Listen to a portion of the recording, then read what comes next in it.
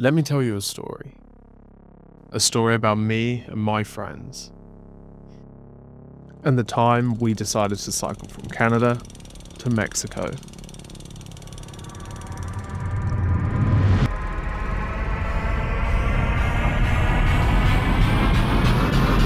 Oh, you're gonna take me home tonight. Oh, down beside that red firelight.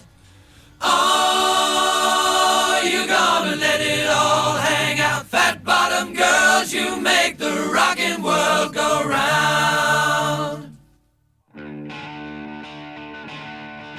Chatted to someone at work today, and I was like, oh yeah, I'm leaving soon. I'm going on a bike ride. They're like, oh, so like just a vacation, then you'll be back. I'm like, no. Like, I'm riding from here to Mexico. She's like, that's not a bike ride, that's a fucking trip and a half.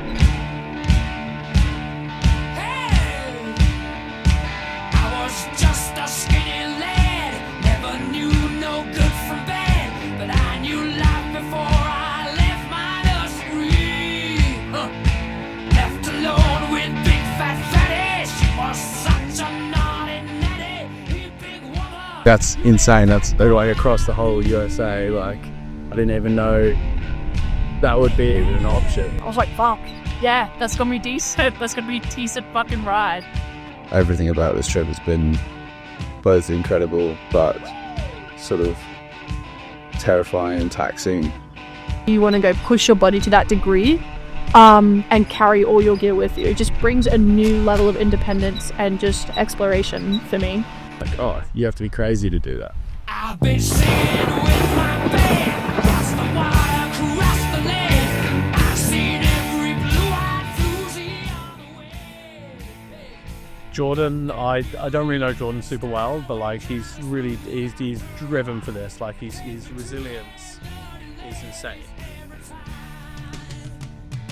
I probably know Jordan the best out of everyone, really. But Jordan, I've been told, is a very sort of motivated. Jordan, don't know Jordan that well. He's pretty quiet, but keen to get to know him a bit better. Obviously, Kelsey's setting the pace up front, at least for the first few days, and then he'll crash at some point, but we'll see. Well, no, Kelsey, honestly, I'm happy I met Kelsey to begin with. I think he is someone that is a really good kind of reminder for where I want my headspace to be at. He's that type of person who is just like annoyingly good at everything. Like, you put something in front of him and he's so like in tune with his body that he just like will pick it up so quickly and just be like really, really good at it. Mackenzie is like probably worked the hardest out of everyone. Like, before we even started like training, she was like hiking up one of the mountains with rocks in her bag and stuff. Like, she's super driven. Voice.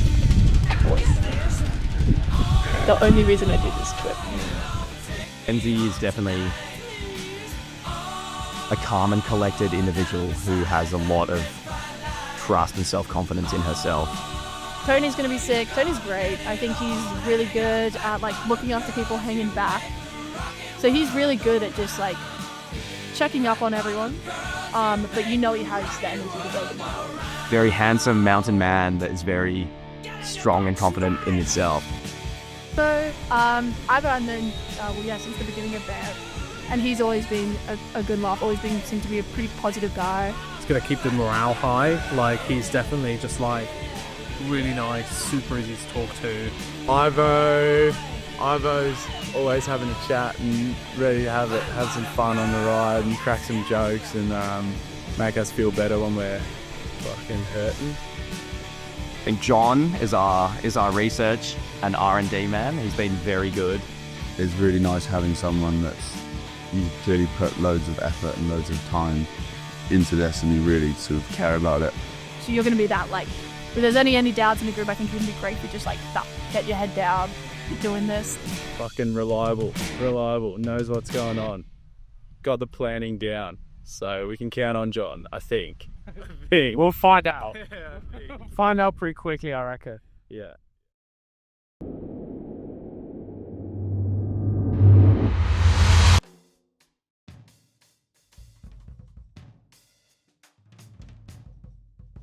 The route we decided to take is called the Great Divide. It's a cycle route that follows the Continental Divide from Banff, Canada, where we all met, all the way down to the Mexican border in New Mexico. In this journey, we would not only need to cycle over 50 miles a day, but we would also need to carry everything we need to survive, including tents, food and water, and tools to fix our bikes. We are definitely not the first people to do this. In fact, this route has been around as long as I have, since 1997, and is widely considered the birthplace of bikepacking. I heard about the idea of a ride from Nathan, who brought it up to me. Shouting to Nathan, he came in to steal a free meal from me, and I think we just started speaking about what we're doing after summer. I think we were just chatting about like plans after that. Kelsey mentioned to me that Lily had also brought it up. My friend Lily, my beautiful friend Lily, was the one who conjured up the idea. I think it was Kelsey. Were you new? They mentioned it to me. I think it was Ivo actually that told me. I think we're drinking one night, and he was like, "Oh, I'm going to do this Mexican trip." Johnny, I think, mentioned, he's like, yeah, no, Kelsey's going to do some huge ride down, like, to Mexico. That was the very first time I heard of it, and it didn't even cross in my mind to kind of, like, ask. Bit of a pipe dream, really. Just almost like a thought thrown into the wind. And he told me about the ride, and it got in my head, and I watched a few YouTube videos of it while I was slacking off at work. Right. I kind of told him, I was like, yeah, I could definitely be keen for that. I don't think he realised just how keen I was, but I just knew as soon as he told me, I was like, oh. And then I asked a couple of my colleagues, I was like, should I do this? I don't know if I should change all my plans and do it. And they were like, yeah, once in a lifetime, go do it. So I was like, yeah, I'm in. It just sounded really cool, and I was like, this is going to be the only chance I have to do something this crazy. So I thought we should all sit down and kind of see how feasible it was. This path is only rated at an intermediate skill level, which is good because none of us have any experience bikepacking. I never really cycled much before, like just as a kid, just in the neighbourhood, just around town and stuff, but I would not call myself a cyclist, to be honest. Like, I mean, I've rode around a lot, really enjoyed biking, just like casually with mates to get to places, but I've never really seen it as a mode to travel. Not so much. I had a BMX when I was younger, but every time I popped a tyre, that was it.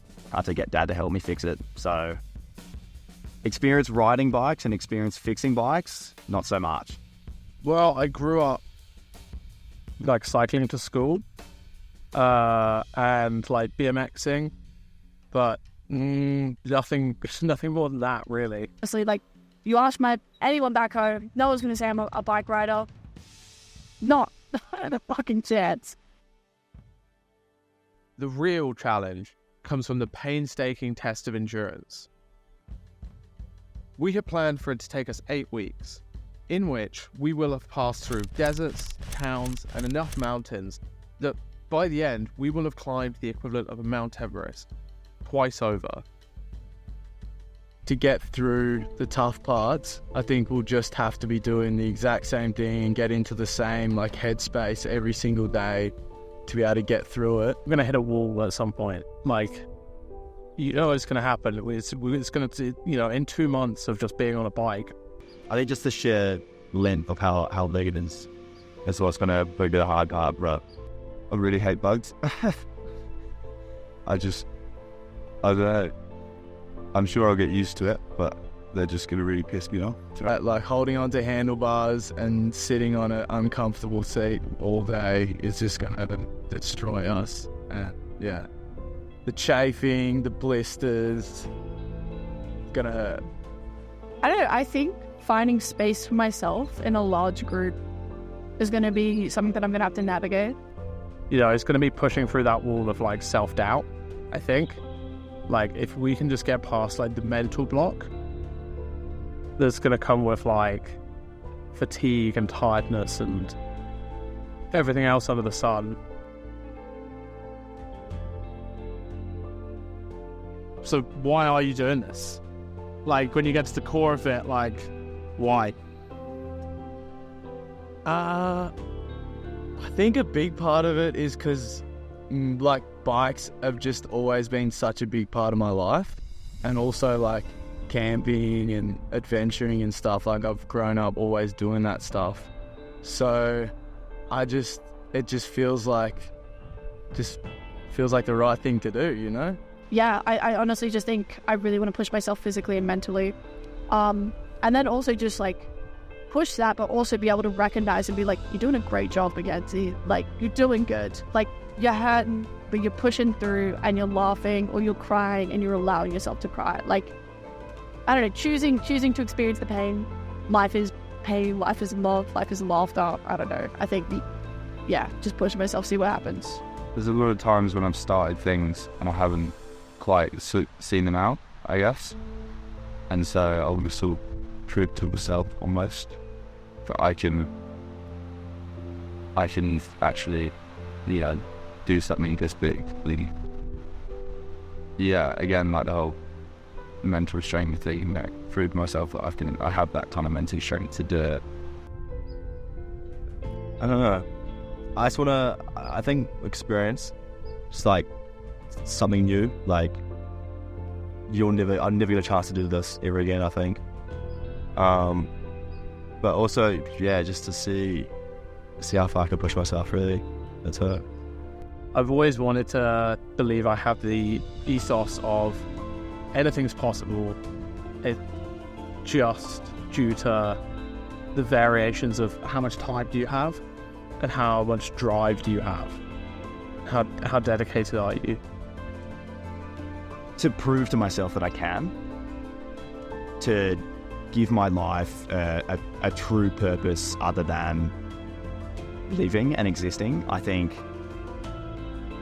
it's almost disrespectful to yourself to not go out and try something that you think is fucking impossible. To be able to get out there and at least give it a go. Like, whether we finish it or not, I think I just want to know how far I can be pushed, how far that boundary can be pushed back, and just how much confidence that's going to bring me.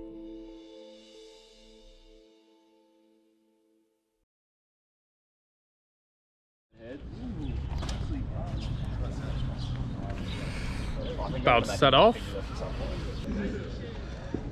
Fuck, what time do you call this? You guys were at the house.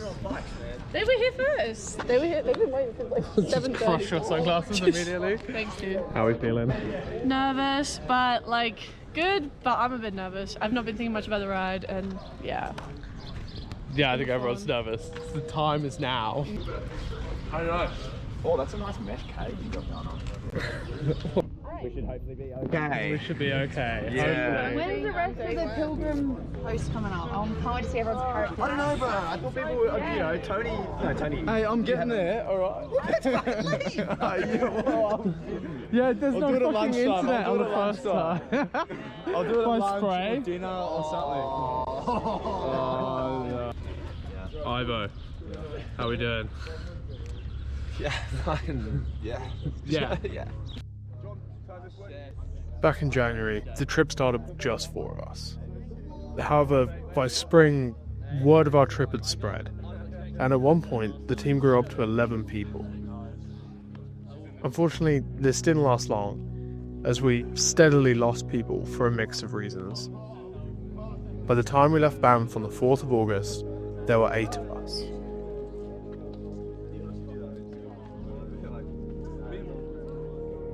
Oh, I'm gonna miss you too, bro. I'll be back.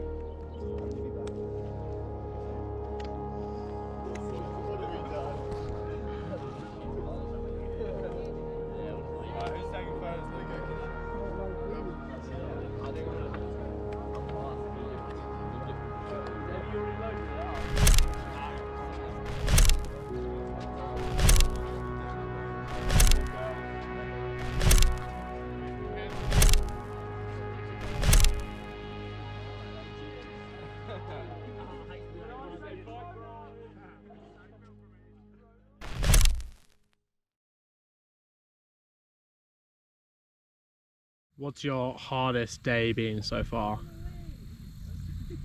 First day. All of it. I mean, it was just, I feel like it was such an exciting thing when we were leaving Banff, but then like mixed emotions about leaving everyone, leaving Beth and all of that. And then the day itself was just grueling and tough. And then when I got to the campsite, that was probably my lowest moment, when I was just sort of, we had all the trouble at the campsite and I've sort of just sat there just like looking at my flaccid tent, not that excited to get in it, and I was just like, oh, this is shit. Day number one was a big intro. I think just purely because that was like a 95-kilometer day, mostly uphill against the wind. Took a little bit of a bail as well. Hardest day for me, I would say it was quite early on. I think it was like 4 or 5 days in.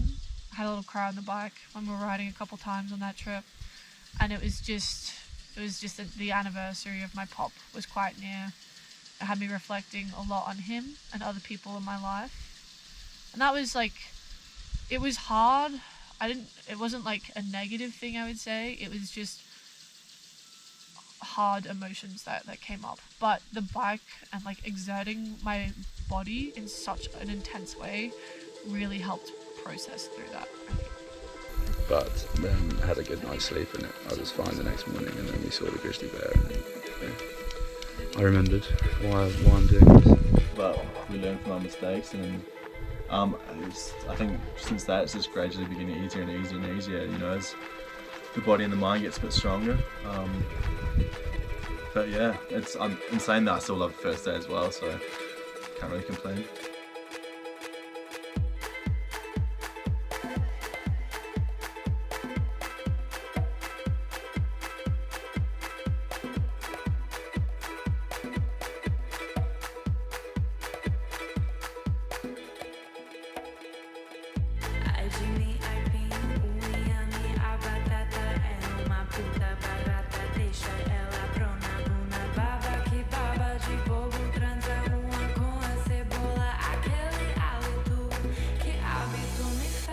Day 4 on the way, cruising out of Fernie, feeling pretty good.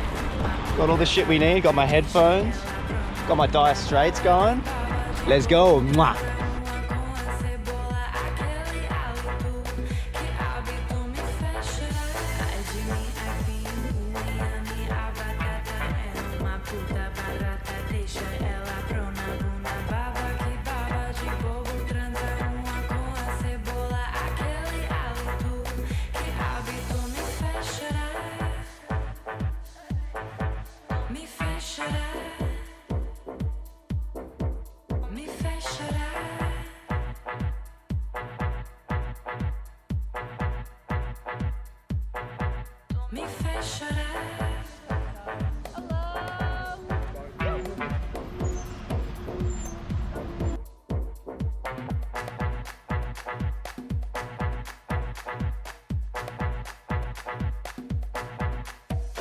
Erica!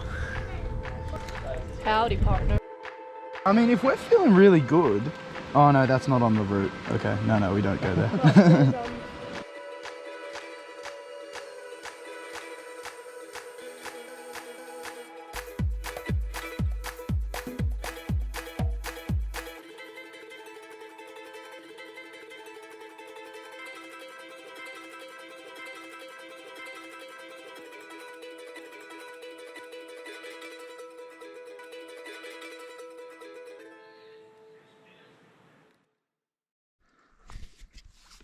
The one day I'm riding on my own because I had to stay to do an interview in the morning.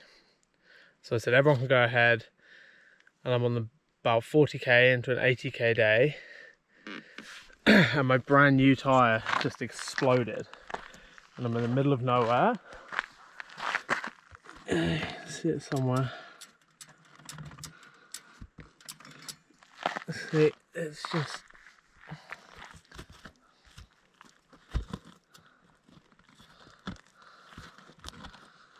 completely gone. even if I make it to the campsite tonight, I don't even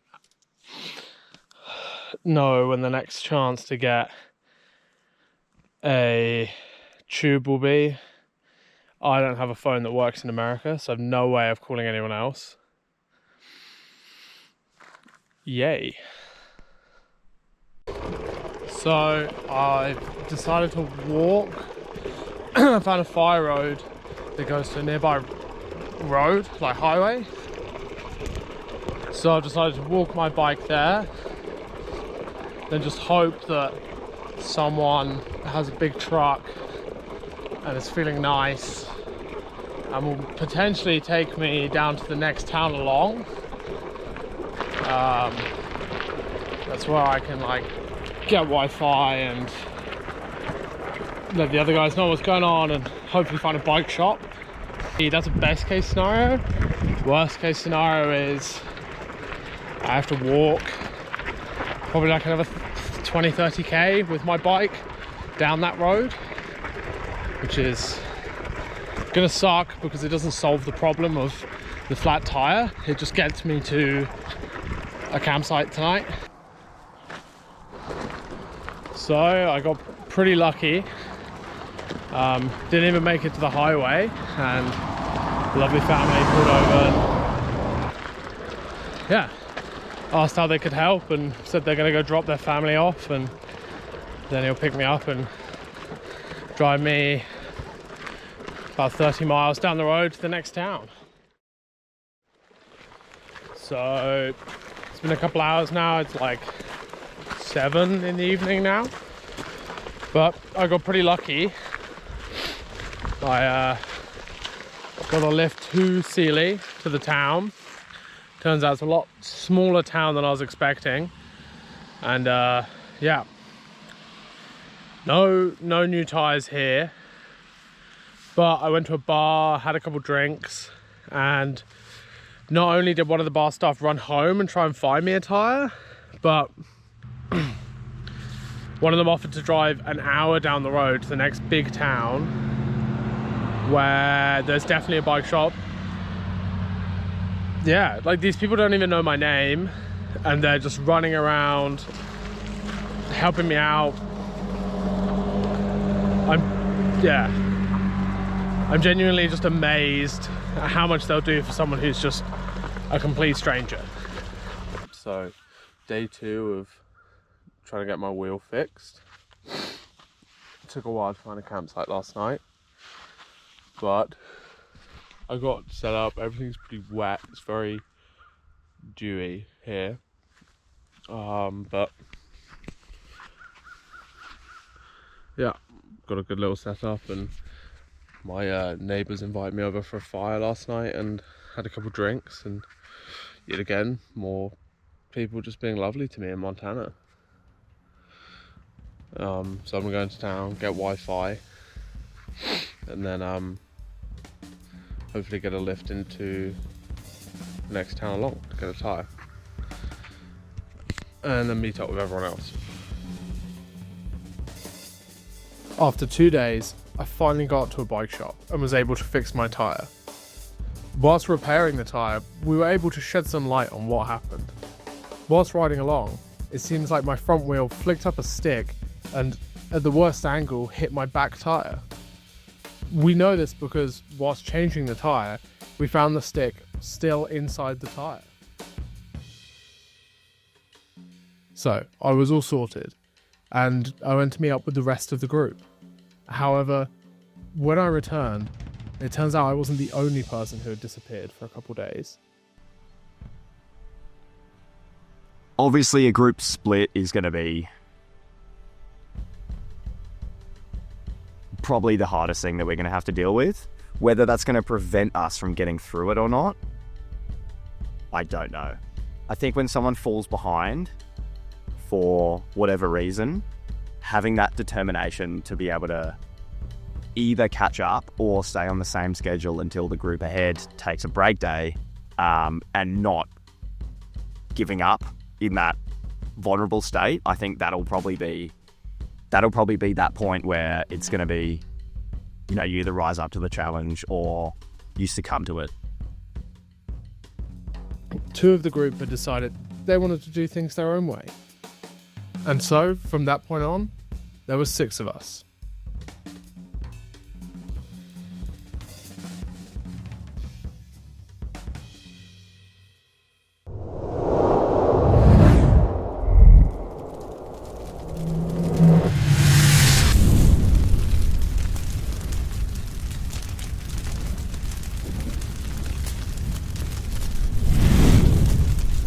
First off, let's start with the Miller Peak fire. It has grown more than 800 acres in the last 24 hours to now cover more than 1,970 acres. The overnight flight found moderate to large areas of intense heat all around the whole perimeter. This fire is burning out of control. The first and one of the largest challenges we faced was rerouting around wildfires. Unfortunately, this would be a bit of a trend along our ride. But for this one, we have made a new friend to ride with across this dangerous highway detour. Wanted adventure, wanted to get away from where I grew up. Love fly fishing, wanted to fly fish my way down because the route crisscrosses like all these amazing trout rivers, cutthroat rivers. Yeah, I love photography, and you're just going through a beautiful landscape. And the place I wanted to visit most in the United States was the Western United States. So, I just bumped into a goofy bunch that you guys are, and yeah, just been crisscrossing paths with you ever since. So.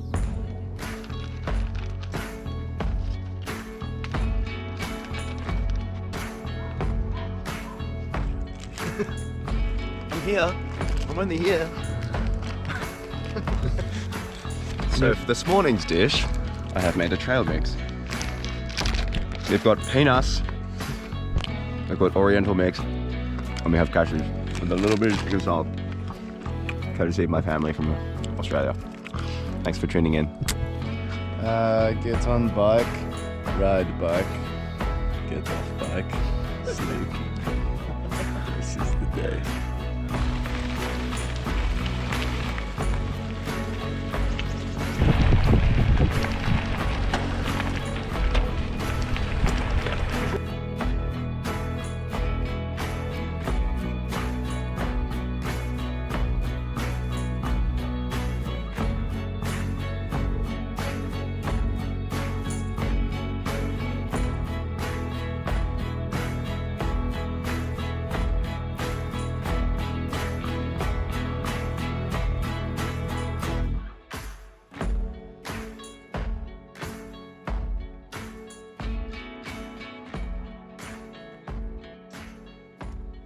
We're currently in day 13, almost 2 weeks into our trip.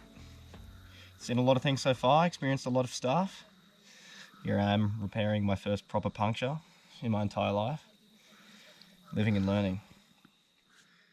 Alright, how are you finding the trip so far? Amazing. Just so much fun. Every day is an adventure. I love it. I mean, I feel like I'm in a pretty happy place right now where we are. But I mean, been some ups and downs. Feeling pretty good physically. I feel like the group, everyone's feeling pretty good as a team, and I'm pretty confident right now. Quietly confident, I guess. Feeling good. I'm learning a lot. My legs are hurting a fair bit today, but I'm feeling really good. Getting into a nice routine too. Really grateful to be here. I'm loving it, man. Seriously loving it. I think it's probably the best decision I've ever made, to be honest.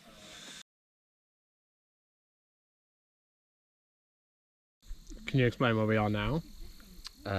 So we are in Llama Farm, which is in between Helena and Lincoln in Montana, and it's a pretty special place. This woman called Barbara started it when in 1989, and it's basically just been a little place for cyclists to stop off and have a little rest, and yeah, amazing place.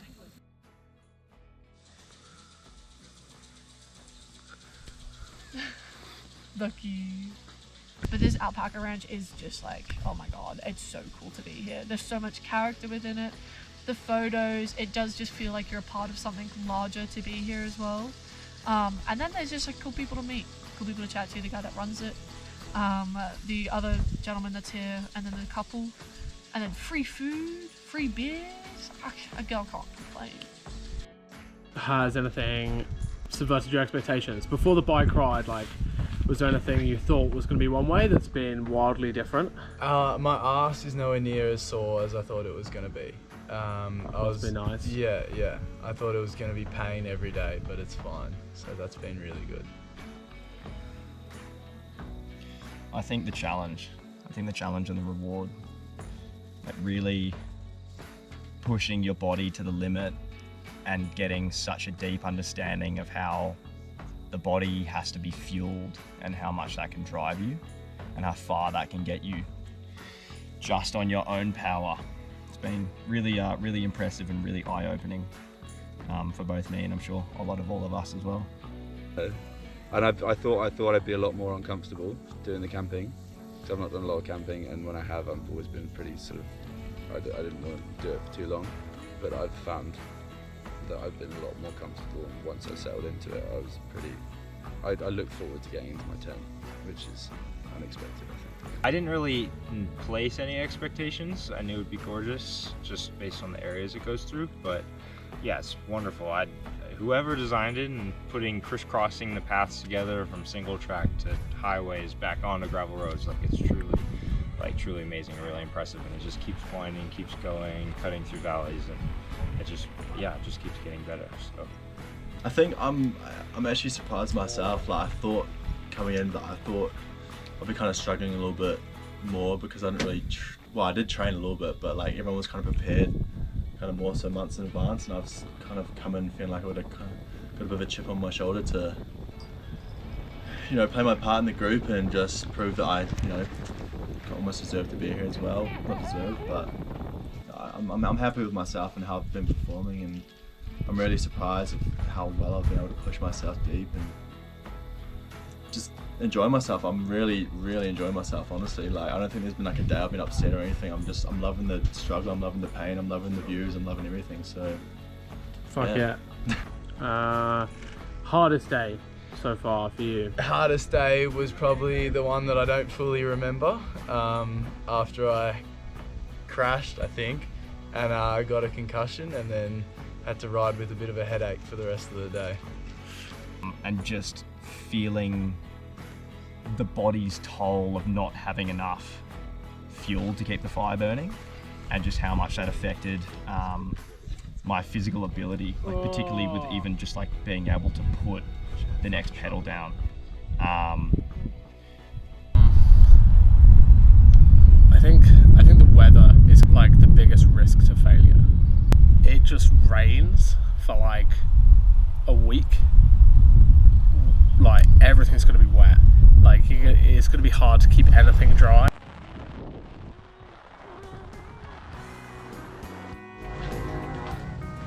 Welcome to Mackenzie's Kitchen. Today we have got buttermilk pancake, hot water for coffee, and that's all.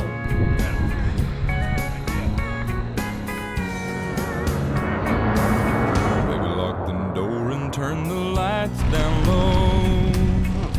Put some music on that's soft and slow. Dissolve? Baby, we ain't got no place to go. Just got a free fucking makeover from a wasp. I hope you understand. I've been thinking about this all day long. Never felt a feeling quite this strong. I can't believe how much it turns me on just to be your man. Ivo, can you explain to me what happened yesterday? It was a real whirlwind of a day. We started off pretty strong, nice warm up, and then stumbled across this haven, this beautiful place. Slight detour, very well worth it though. A lot of singing and dancing and merry times. Perfect. And Embry's birthday. And Embry's birthday. Embry's 21st. Rode in the dark. It was such a pleasant surprise. Some singing, there was some drinking, there was some dancing. It's a good time. Regular, and I kept giving him shit that I'm going to bring one of them on stage. Ivo is from south of England, Brighton, and I said south of London, he was offended. South of England. South of England. South of England. Glad to be here.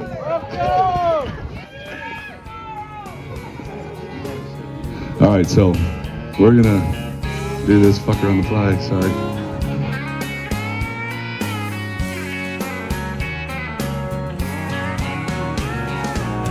Ain't nobody ever loved nobody the way that I love you. We're alone now. You don't know how long I've wanted to. Turn the light down low. Put some music on this soft and slow. Baby, we ain't got no place to go. I hope you understand. I've been thinking about this all day long. Never felt a feeling that was quite this strong. I can't believe how much it turns me on just to be your man. I can't believe how much it turns me on just to be your man.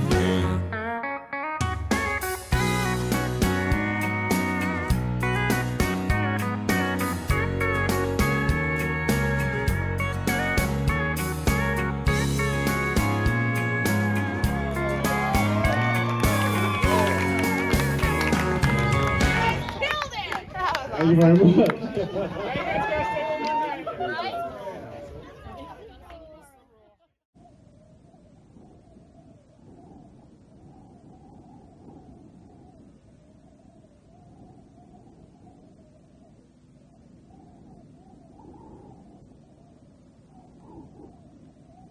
So we did Yellowstone, which was kind of the first big thing on the map that was like, when we were planning it, it was our first thing we're like, we definitely want to do time off there.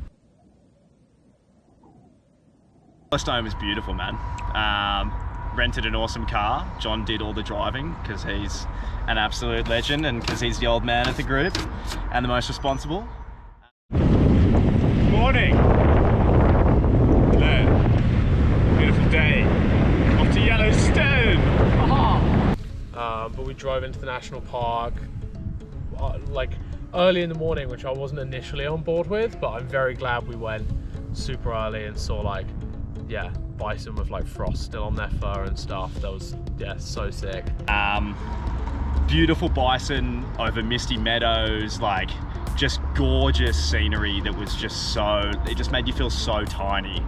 You got the massive waterfalls and the rivers running through it, and then you just got the massive plains with the frosty bison, which was so cool. Seeing a bison in the flesh was really amazing. That was probably one of the highlights of my trip, Yellowstone. Just all the animals and just all the landscape. Didn't really know what to expect, but yeah, it was definitely one of the highlights. Shot a gun, an AK-47 to be exact. I don't know, it was just a really cool time. I really thoroughly enjoyed it. Yellowstone was really cool. We hired out a car. John drove the whole way. Very grateful for him doing that because I got to stare out the window like I was a little kid again. That was a lot of fun. We saw many a bison. We shot guns. I completely forgot we shot guns. Shot some guns, which I, yet again, wasn't super into initially, and then I got a big revolver. And yeah, that was a cool experience. It was very nice to have some days off. Yellowstone felt like a huge bucket list item and felt very surreal to be able to do it as a part of this bike trip.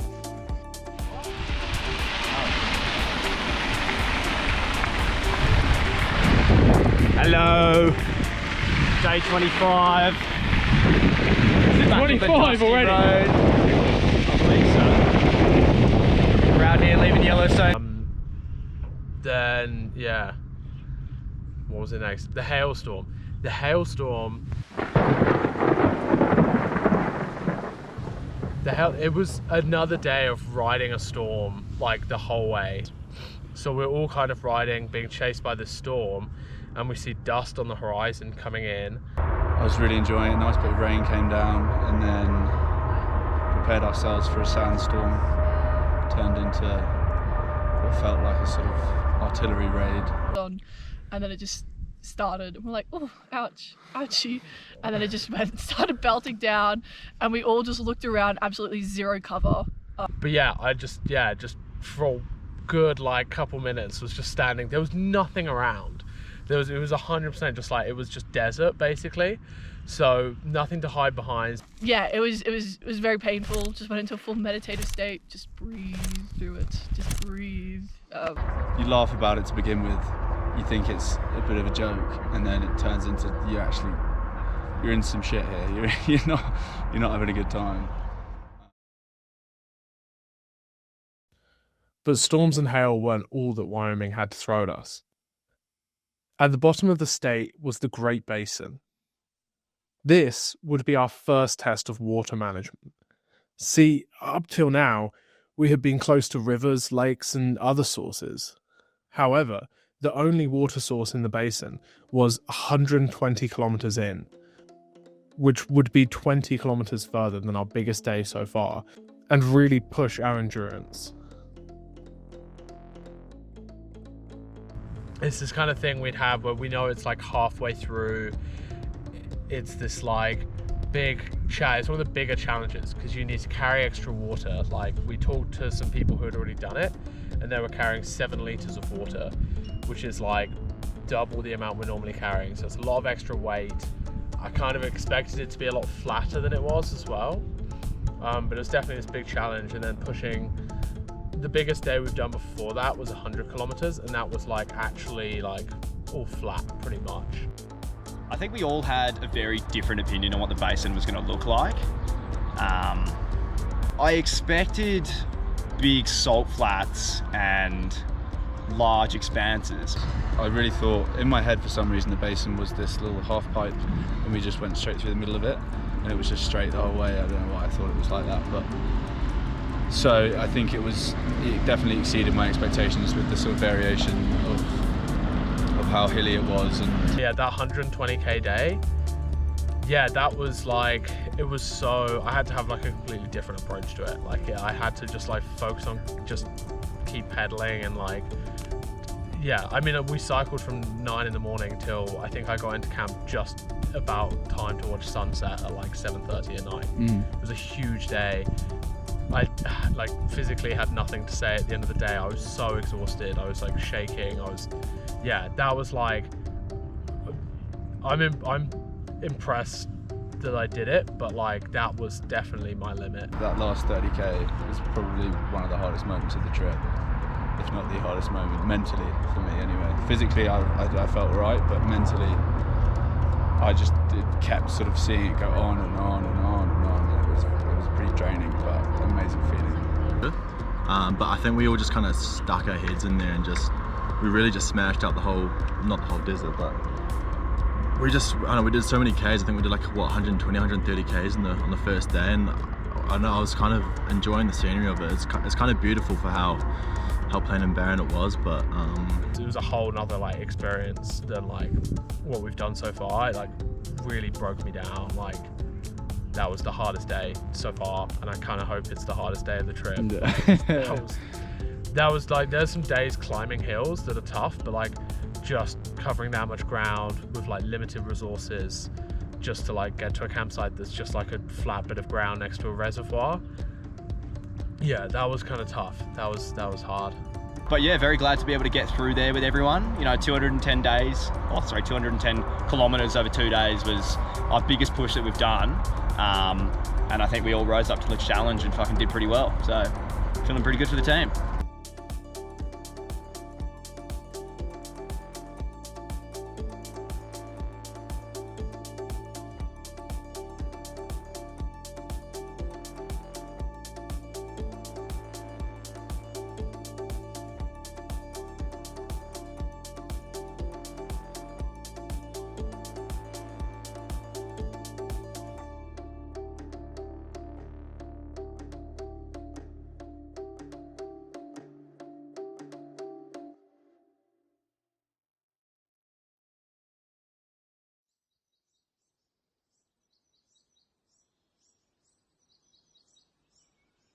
Colorado's felt like returning home in a way. Like starting off in the Rockies with those mountains around us, when the first day that we passed that leaving Wyoming sign and came into Colorado and we saw those gorgeous mountains, it honestly felt like coming home in a weird way.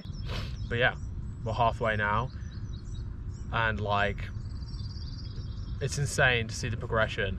Like working, like the way we're working as a group now as well is crazy. Like the fact that we can sit down and like just make decisions as a group and know our limits and like know our bodies so well that like we can have so much confidence going forwards. Like we've hit such a good stride, and like I hope, like even if it doesn't get any better than this, like we're at such a point now where like as a group of 6 people we are just absolutely smashing this. Like I don't see any reason why we won't be able to get this done, like, you know, in the way that we want to. Like we all very much know what we need to do when we need to do it. So it's been good. It's taken us a while to get there. But yeah, 1 month down, feeling good, feeling fresh. Definitely feel the most fit that I've felt.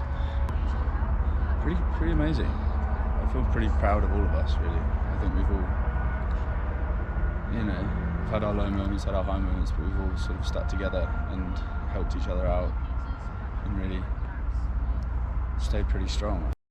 Yeah, a bit scared of having to get off the bike now. I think, yeah, the intimidating feeling of having to go back to a normal life and having to do something considered to be normal is going to be quite a challenge. This has been so cool and so hard in its own multitude of ways that I think going back to something that's going to be a bit more simple will be quite a challenge.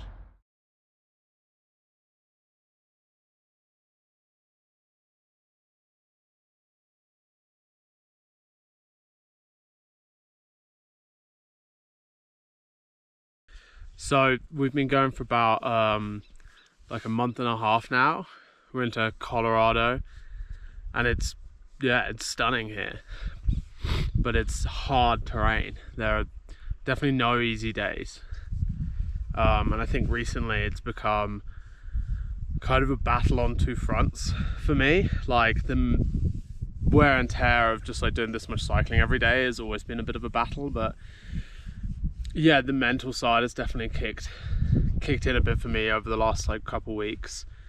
I think I think the hardest bit for me is like the comparison. Like it's easy to compare yourself to the other people we're riding with, and it's kind of tough sometimes because like it's just 5 like amazing people who just take every day in their stride, and like, you know, it sometimes seems like, you know, this is really not easy, but it kind of seems like it's, you know, it's a lot easier for them than it is for me sometimes. And I think that's just hard. It just like, it's really started to play with my mind, and I know it's not like necessarily true, but I think it's just tough. Like today everyone decided to go like push for like over 100km a day, and I still just like second guess myself immediately. I was like, I'll do my own thing and I'll see if I make it. And like I feel good today, and I think hopefully I do make it, but yeah, I still feel like I'm isolating myself a bit from the group because I feel like I'm not up to scratch, or like I'm not doing or not handling it as well as everyone else. But the problem is it's just all, I don't know, I know that's all in my head, but it's still, yeah, it's still making it tough.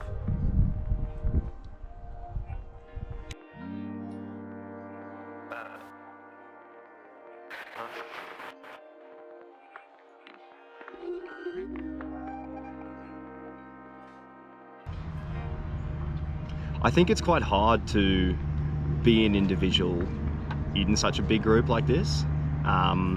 We are spending a lot of time with each other, particularly in the mornings and the afternoons.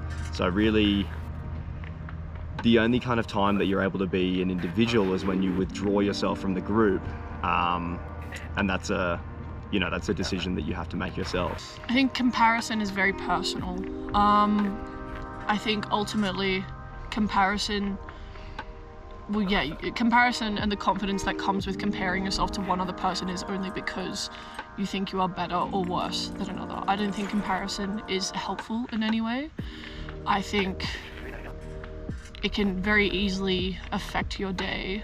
And if your day is dependent on whether or not you're in front of a person or behind a person, I don't think that's good. There should be a further internal motivator within that is supportive and proud of the progress you're making. I think on like some of the days when there is like a challenging hill or something, there is a bit of like feeling like you want to be up the front, which can be a good challenge sometimes and a good motivator, but sometimes if you're just not feeling it and you're not having a good day, then it can make it a bit tough as well mentally.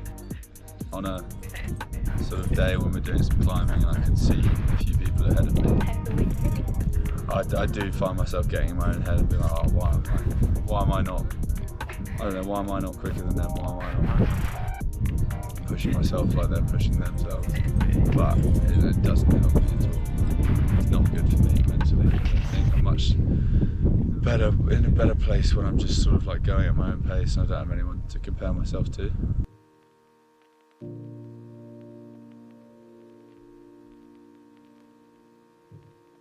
I don't see the benefit in that comparison because I think that each individual within the group has their own strengths, and when you try to compare people through an avenue like that,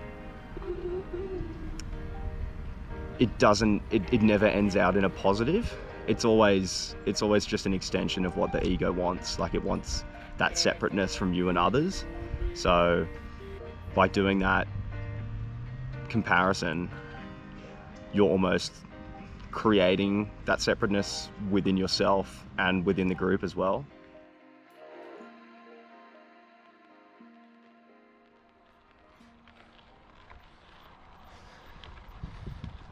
What is kind of like going through your brain on those like really tough days or really tough like mornings or just like climbs? Like what's kind of going on mentally inside? I think what always came back was like, this is only temporary. Whatever it was like, this only happens once. The climbs that suck, the highways that suck, it's like, I'll never be doing this again. So it's like, you'll be right, you know? Yeah. Like, it's kind of just that attitude of just like, yeah, it sucks now, but like, you only have to do this one time. And you know you can do it. Go a bit crazy, I think. Just go sort of like, I start singing randoms. I usually have one song that will go in a loop. Just in my head I'll be singing the same line of that song. It doesn't really make much sense. And then sometimes when I'm going proper crazy, I'll start singing random stuff out loud. Ready for a rainy day? Yeah. We're going all the way up there into more rain, up to 3,500 meters. So cold and a bit rainy, but I'll take this over really hot for a climb. I think it's sort of started like often with, oh, I want this to be over, this is tough, I'm not enjoying it. But then I just had to sort of take a moment and just enjoy the surrounding and enjoy the moment and not think about the end of the climb and just, yeah, be present with where we were and just enjoy it as much as possible. And then you just find yourself at the top eventually, and then it's all good.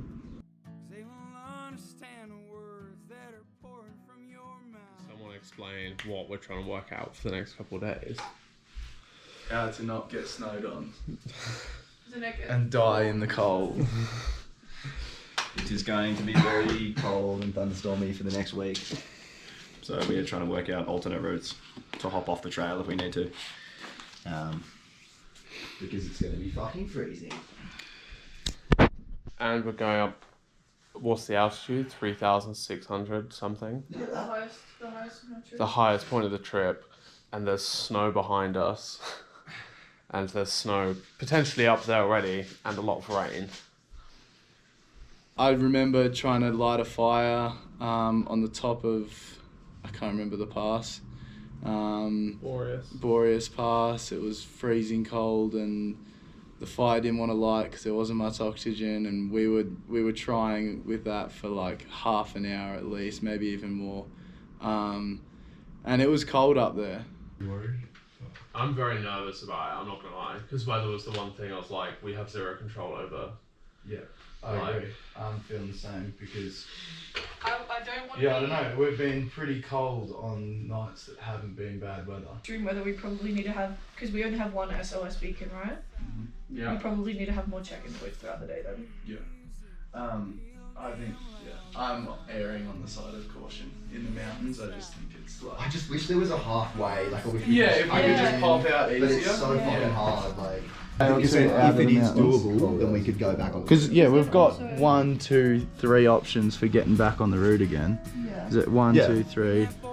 And then that, like, all the forecast isn't really stressed about the rest of the week. It's really these next 3 days that it's a concern. You can't really see it, but there's snow just on the top of these mountains ahead. We've been climbing all morning. We've got a big descent now, so we're stopping to wrap up. So we've had one cold descent so far in Colorado, and it gets cold really quickly. So wrapping up warm. We're all warm, sweating, gloves, looking sick, feeling cold. I think the coolness was something that we really had to adapt to. It was definitely a lot colder up there compared to anything that we had experienced, anything below that height.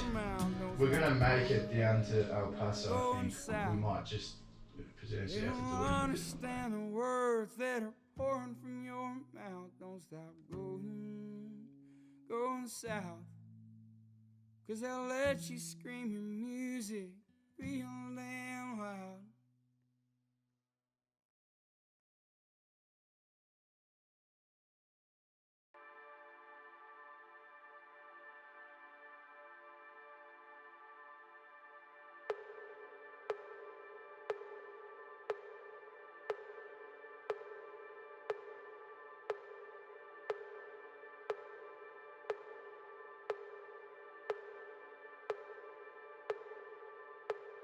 How did you find New Mexico compared to previous states? I think that we had all come into New Mexico with an expectation that it was going to be a lot easier terrain-wise compared to Colorado.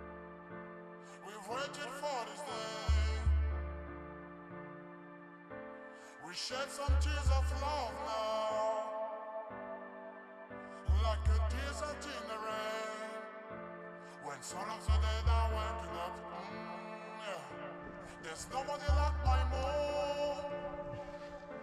There's no place like my home since I was born. When I was young, the flavor is so strong. I've missed it so long now.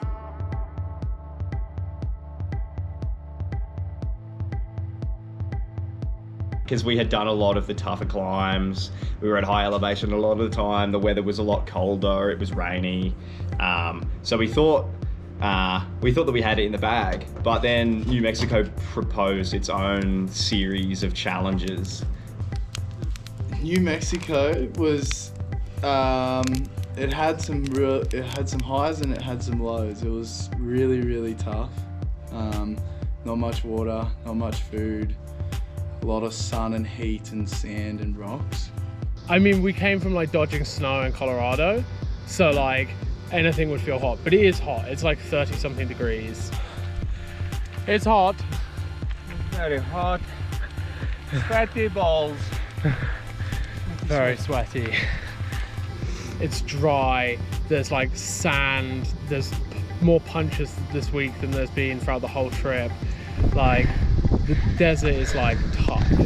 it's tough, and it's like, yeah, filling up water, having to carry like an extra like 3-4 kilos of water to still feel like I'm like running out or not drinking enough water it's like, it's a kind of a horrible feeling. Definitely the water has been a real challenge, trying to sort of not drink all your water all the time because you're always thirsty, and it's sort of been waking up with headaches and stuff because of dehydration a bit, which has been tough. So how many water bottles have we got today? Oh, way too many, way too many. My legs hurt pushing them all. Yeah, I've got 7.5 litres with me for the next 2 days, and it's immediately a struggle.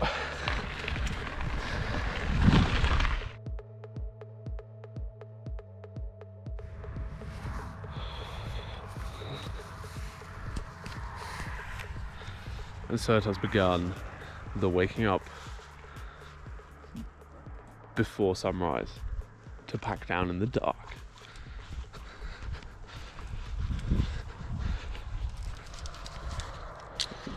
Tony, why are we waking up in the dark? Because it's very, very hot days. Where are we going today? I'm not made for that. We're going to somewhere out in the desert between Grant and Cuba, wherever we end up. Public enemy number 1 is punctures, apparently. Ivo got 2, woke up with 2 this morning. Tony spent most of yesterday pulling thorns out of his tyres. Luckily they're tubeless.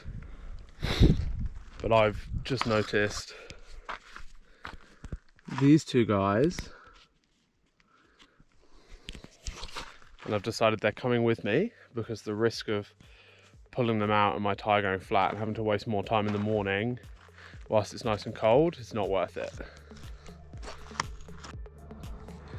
Can you give me a breakdown of what's happened to the team today? Team is all over the place. Jordan has gone to Albuquerque to fix his derailleur. Kelsey's going to Albuquerque because he's a bit sick, so he needs a couple of days off. Mac has got a flat, so she's behind somewhere. Ivo is potentially catching up with a family member, not sure. So we're all over the place, but we'll get there. A lot of the times when things went wrong in this trip, you can't control it. Like, it just fucking shit happens, you know? And you just gotta take it on the chin and just be like, oh, just laugh about it, you know? Like, everything will work out.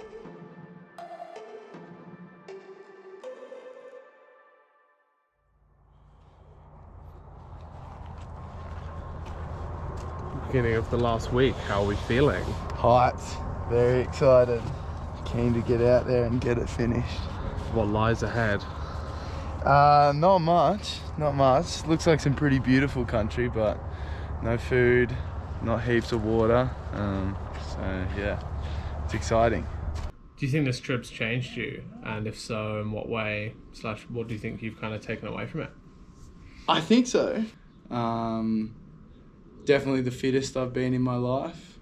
And yeah, I think a bit more confident as well, and more confident in my abilities, and confident to like speak to people and get to know people and ask people for help and that kind of thing. Yeah, I'm sad. I don't want it to end, but it's gotta get done, I guess. Not feeling the best, but it's been fun. To be able to spend that much time with people under such varying conditions, and with myself, has just taught me to be more understanding and loving of everyone. Very just absolutely buzzing, really. You know, as I pack away my sleeping bag. The last 8th last time I do that.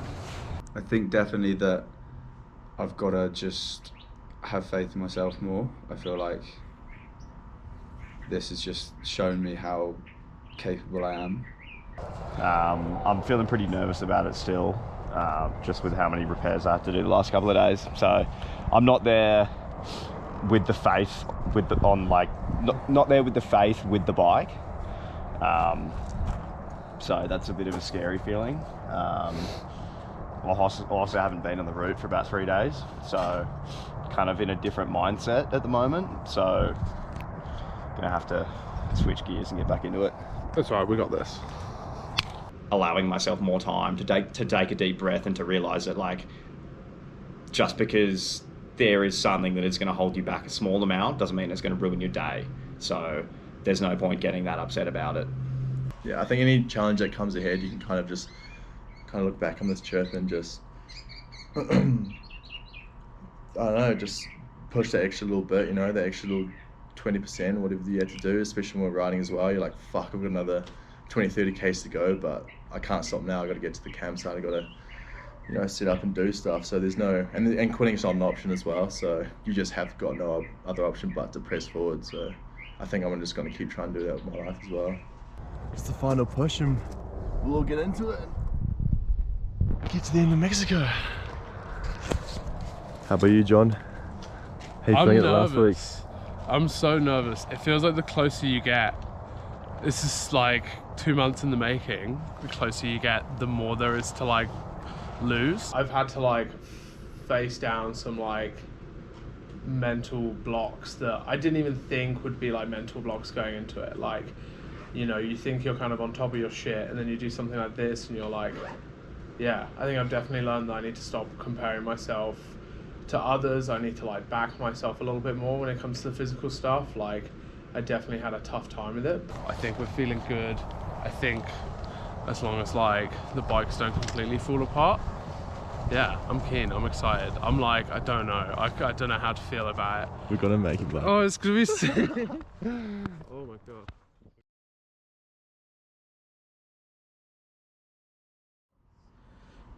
And finally, like, as I did at the beginning, like, can you give me a quick rundown, like, short kind of breakdown of the 5 people you ended this trip with? Okay, who to start with? We'll start with Jordan because he's the first one to arrive at camp, so we'll start there.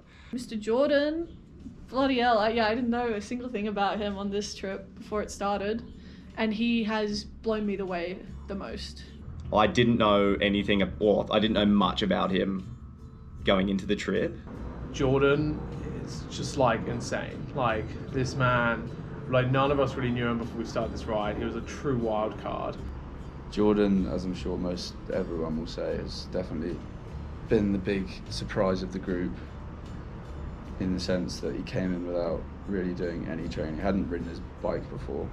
He's just like never-ending energy and full of positive vibes. He's so physically like the most capable, but then like the nicest, humblest person at the same time. And like, he wants you to do good. He wants you to be there next to him when the day is completed or when the day begins. He wants you there. Never asked for any handouts, I guess. His resilience and his determination and his commitment are something that I have never seen in one individual before. Such a, like, words can't really describe how amazing of a person I think he is. He's so overwhelmingly positive. Just got on with it, and I respect him so much for that. Ivo's probably like been the person I've done the most solo days with. Like, me and him really found that we set a good pace together. Ivo, what stands out to me is just the memories of him crashing. Like, witnessing some of the spills that he would take was quite funny, almost overly confident. Yeah, really level-headed guy, man. Always kept it pretty chill, always got a laugh as well. No, he's just been great on the ride as well. Always good fun and a good laugh to hang around with. Super caring. He's kind of whatever you need. Like, he's that like multi-tool of a friend. He loves what he loves, and it brings that out in so many other people on this trip as well. I always felt like Ivo was there to listen. Whenever I talked to him, he always created a space that was just calm, and like, whatever it is that you brought up, he welcomed it with open arms. Definitely some very strong legs there and some strong will as well. Yeah, he really motivated me on this trip. Mr. Kelsey, yeah, I said at the beginning of the trip that like I feel like he would emotionally be someone that I can turn to quite a lot, and I felt that to be very true. Kelsey, yeah, he's a bit of a weapon as well. Always kind of being creative with the campfire dinners and lunches, and always kind of making up some weird kind of concoction. Kelsey is the chef of the ride for sure. Just every time at camp, cooking up something interesting, experimenting. Sometimes it goes horribly, and sometimes it tastes amazing. Was just a machine. There was a sort of period, like a month or 4-week period, where he would just be gone. It was just, I was very, very impressed. And he takes everything on himself. Like every challenge is like a personal challenge for him, and he like nails it. Yeah, he's an incredibly strong person. His endurance is out of this world, and to learn about, like, his motivator is just to push himself further physically and to see how far that can go. That also motivated me a lot on this trip. Tony. Tony has really impressed me in the way that he always brings a smile to every situation. He can make hard days seem easy. He's just, he likes the simple things, you know, as long as his bike's clean, he's eating his food, he's got his beanie on, you know, he's happy. Tony's a fucking legend. I love Tony. He's definitely got some amazing leadership qualities. Doesn't really let anything get to his head too much. Very strong rider as well. A positive person, loves being there for the camping, the riding, the toughness. He would just always flourish in that. The tough days, on the tough nights, like nothing's too hard, nothing's unachievable with Tony. And like that was so necessary for something this big. Like, you never saw Tony ride past someone that was stopped. Like, he'd always stop, check in, help him out if he could, and then just keep on riding, but he was always there to check in, and it's like he never didn't have the time for you. He's just a good bloke. Respect him a lot. Mackenzie brings such a different perspective to the group, particularly being the only female. One of the most like well-adjusted people. She's the youngest, and she's the only girl in the group. Yeah, she's crazy, man. I think we were kind of surprised that any time we would lift up her bike just seems to be kind of heavier than anyone else's as well. Her bike was sort of felt like 10 times heavier than the rest of ours.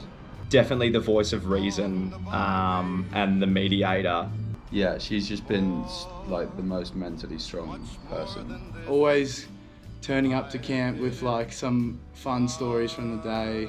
If I was having a bad moment, she'd always sort of come up and just chat to you and reassure you that, you know, you can do this and just keep going.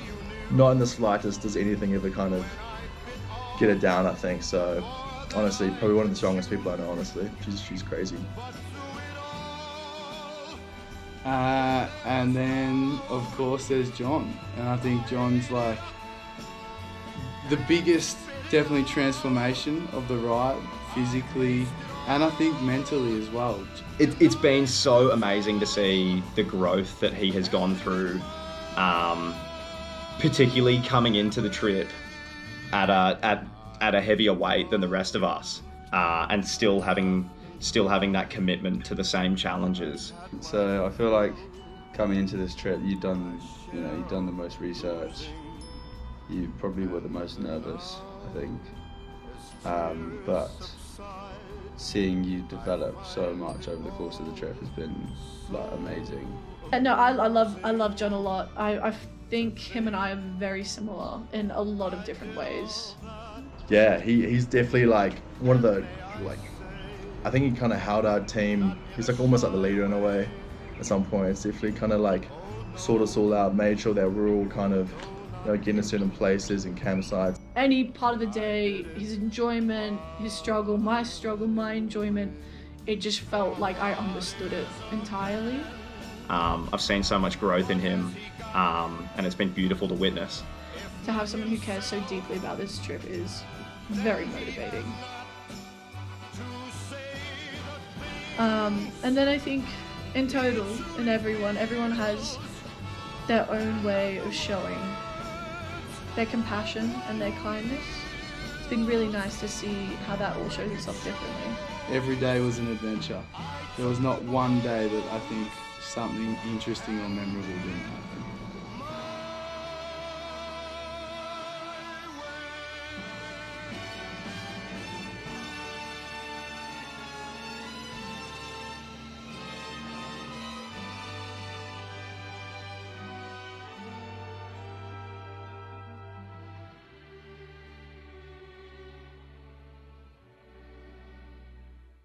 It was monumental. It's monumental. Like, it was very, from the beginning, I knew it was going to be like one of the biggest things I ever do in my life.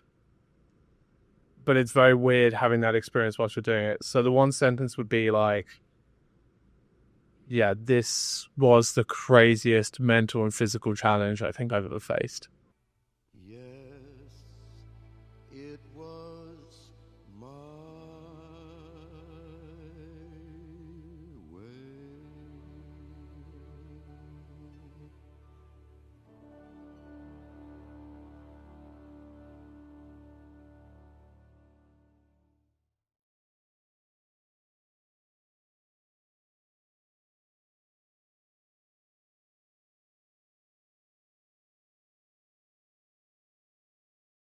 Yes. Cheers, everybody. Thank you. Thank you very much.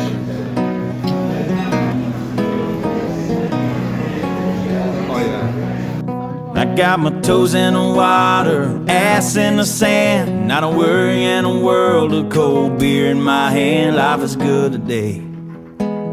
Life is good today. Well, a plane touched down just about 3 o'clock, and the city's still on my mind. Bikinis and palm trees danced in my head. I was still in the baggage line. Concrete cars, oh, they own prison bars like this life.